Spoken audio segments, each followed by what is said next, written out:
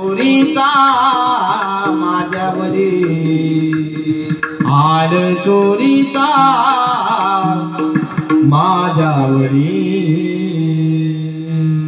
जनाबाई देवासोबत बोलत होती तरी जगाचा मालक देव खालची मान वर करत नव्हता म्हणले. जनाबाईचं ऋण झालं आणि मग जनाबाईले राग आला आणि जनाबाईनं डोक्यावरचा पदर कंबरले खोसला. आणि मग या बायानं डोक्यावरचा पदर कंबरले खोसला की आपल्याला माहित आहे काय होते. कारण जे देवाच्यानं जमलं नाही ते देवीनं केलं आणि जे माणसाच्यानं जमलं नाही ते बायानं केलं. तुम्ही म्हणसान काय एकाचे दोन घर कोण केले.